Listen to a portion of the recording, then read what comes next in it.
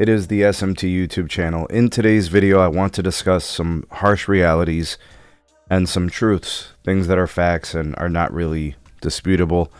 But there are some things I want to mention, kind of like at the end of the video, that I think are important for just at least the perception of Verizon. Whether or not everything is, true about this perception, I think it's one of those things where perception is reality, regardless. All right, now, I want to talk about Q2 and what happened to Verizon yesterday when they reported. This article from MarketWatch pretty much sums it up. Verizon's stock had its best day of the year after having a quarter in which the following things happened. Listen carefully to these things. Verizon lost 9,000 postpaid phone connections in Q2. That's consumer and business combined, which is very typically the strength is the business side. That was down. And they were promotionally active and they still lost on the consumer side. Tens of thousands. Prepaid was Verizon's fastest growing segment. Remember, Verizon wants to focus on margins and profitability. Yet their fastest growing segment this quarter was prepaid.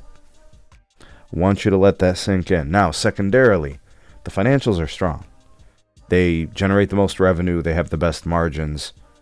Again, we're just speaking to the facts.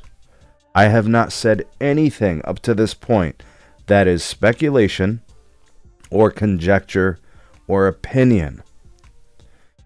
Listen closely to the verbiage from executives at Verizon.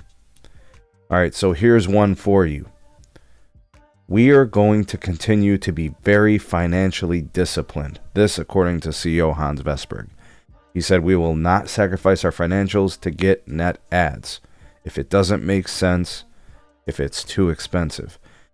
So here's my take on this. These were the things that occurred yesterday in the earnings call. And this is what happened with the quarter. Verizon is not going to deplete, degrade, or decrease their margins. There's a certain amount of margin accretion that they must have in order for them to want to do business with certain customers. And the perception is that Verizon is trying to fix the growth problems in the consumer segment. Not really. They are perfectly fine not growing year over year. It appears to me, based on these numbers, based on Q1 and Q2, we've got the first half numbers. They're not willing to go into a price war with AT&T or T-Mobile. So, as long as T-Mobile remains just a small amount of money lower than Verizon, Verizon is not going to chase. As long as AT&T remains just slightly less expensive than Verizon, whether it's through a discount, whether it's through the plan pricing, whether it's on a phone or device subsidy, as long as that is a little bit lower, Verizon doesn't care. They do not care. There are ways to save money with Verizon, and there are ways to make your Verizon bill lower. But Verizon wants you to get their home internet. And Verizon wants you to get Fios. And Verizon wants you to get perks and add-ons in order to get those kind of savings. They do not want to go to pricing war with T-Mobile or AT&T. So, where does that leave us with T-Mobile and AT&T? Well, they, in my opinion, seem to be giving Verizon what they want. Just making themselves ever so slightly cheaper in most instances. Not all, but most. And that is Verizon's thing.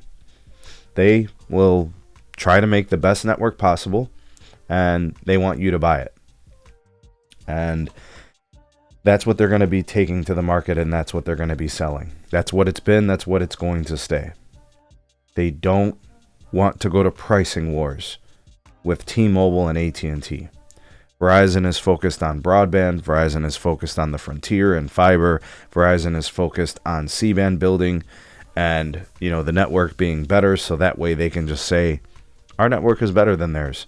You should pay for ours. It's pretty clear to me, for anyone, and this includes the analysts who have been waiting for Verizon to make a U-turn and decide they want to grow. It is not going to happen. It is they have less accounts than they've ever had. Their ARPU has decreased.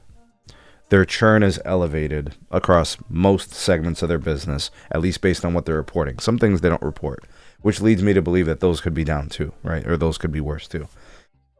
The reality of all of this is very simple. Verizon is perfectly fine being a little bit more expensive than everybody else, so long as the customers that they're acquiring are going to be profitable. And that's not going to change. They are quite aggressive in prepaid, but I'm not even really sure how long that's going to last.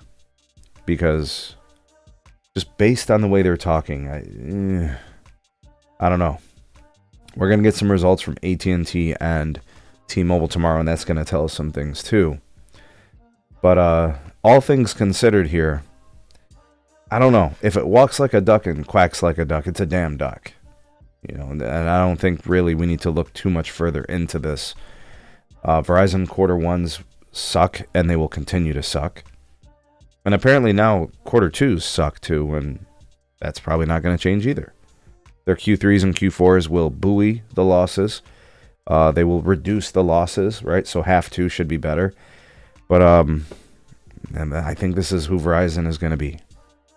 That's from the board. That's from the chairman, Mr. Hans Vestberg. That's from Tony Skiatis, the CFO. I think if it walks like a duck and quacks like a duck, just call it a duck. I think that's where we're at right now. Let me know what you guys think about this. Your thoughts and opinions, welcome down below. Looks to me like this is who they are and what they're going to be. And the stock popped on it. So, I don't know. It's not really something you want to mess with.